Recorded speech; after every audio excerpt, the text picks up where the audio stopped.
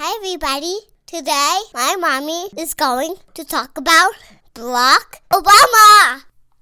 Thank you, Noah, for introducing Barack Obama, the 44th President of the United States.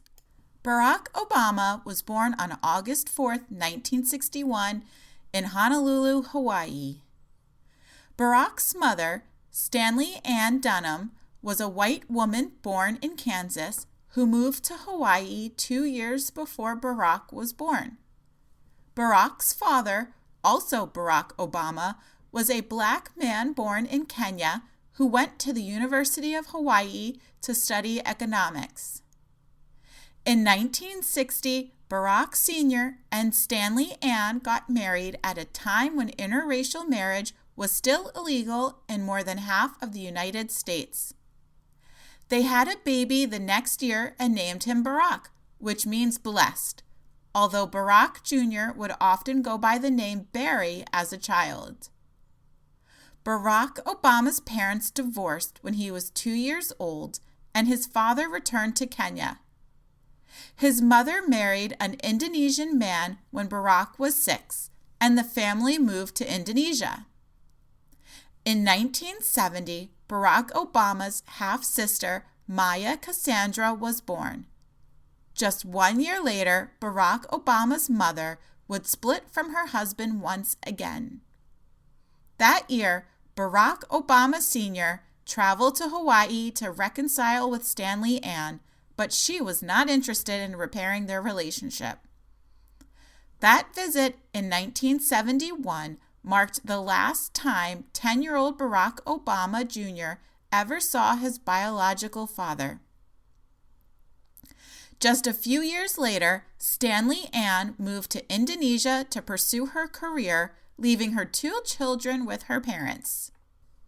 Barack Obama attended Columbia University and then Harvard Law School.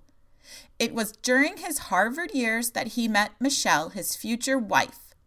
During the summer, Barack interned at the Chicago law office of Sidley and Austin. While he was an intern, Michelle was practicing law there.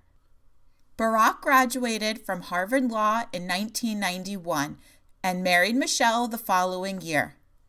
As a lawyer, Barack Obama was involved in a case that involved local politics and inspired his interest to dive deeper into the political scene. In 1996, he was elected to the Illinois Senate. In his 7 years there, he would become a father to 2 daughters.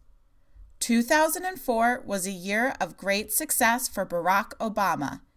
He was asked to give a keynote speech at the Democratic National Convention in support of John Kerry. His 17-minute speech at the convention launched him into the national spotlight. In the same year, he was elected to the United States Senate.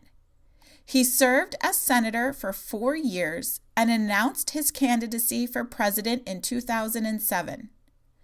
In order to win the Democratic nomination, he would have to beat former First Lady Hillary Clinton. The 2008 Democratic primary was a historic one, marking the first time a woman or African American of a major party ran head-to-head for a presidential nomination. New York Senator Hillary Rodham Clinton won the popular vote but lost the election, as Obama had the necessary pledges from delegates and superdelegates to put him over the top. Senator Hillary Clinton and her husband, former President Bill Clinton, quickly announced their endorsement of Barack Obama for president. In 2008, Barack Obama faced Republican Senator John McCain of Arizona for president. John McCain selected Governor Sarah Palin of Alaska as his running mate, which ultimately hurt him.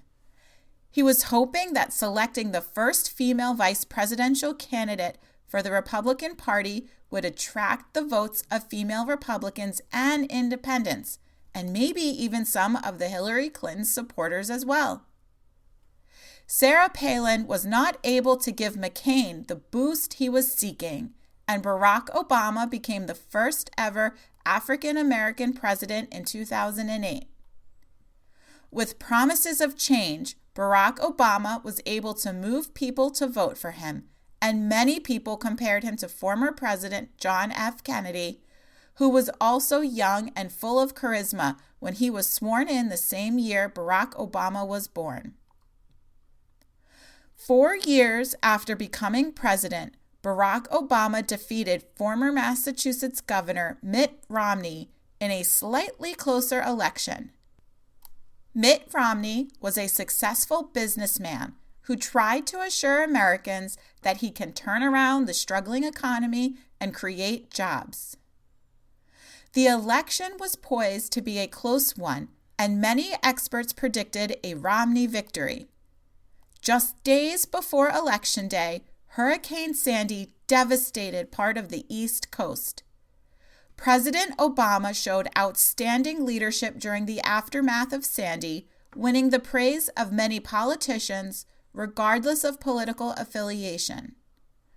President Obama won re-election and became only the 11th president in history to win a majority of the popular vote twice.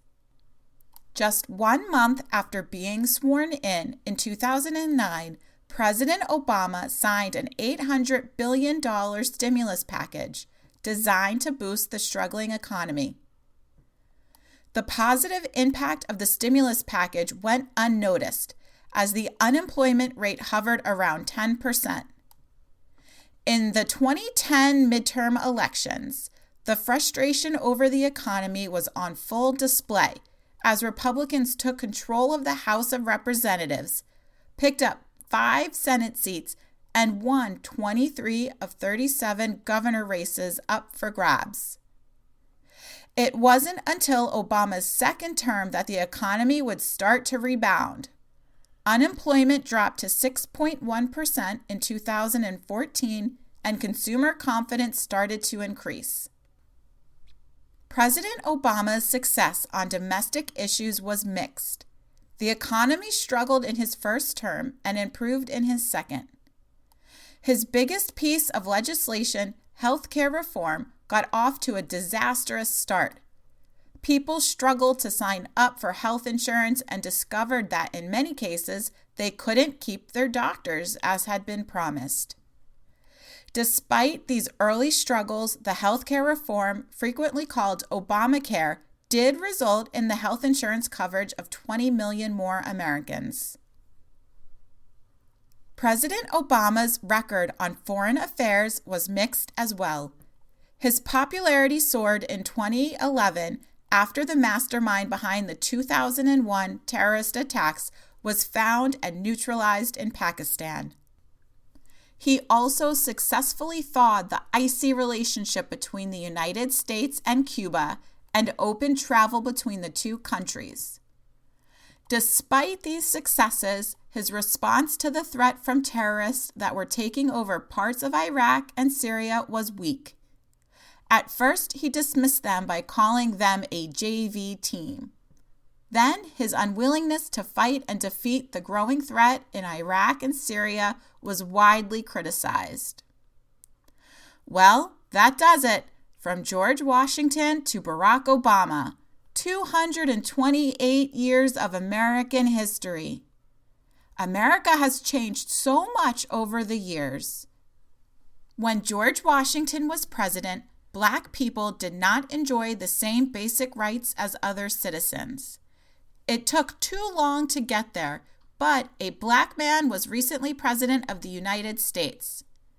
During his tenure, he took it upon himself to give rights to other groups of minorities that were fighting for equality, like when he legalized same-sex marriage.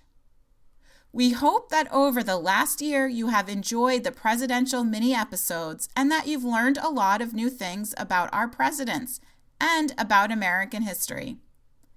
We also hope that in listening to these episodes, you see how important our role is in selecting our leaders and paving the way for our future.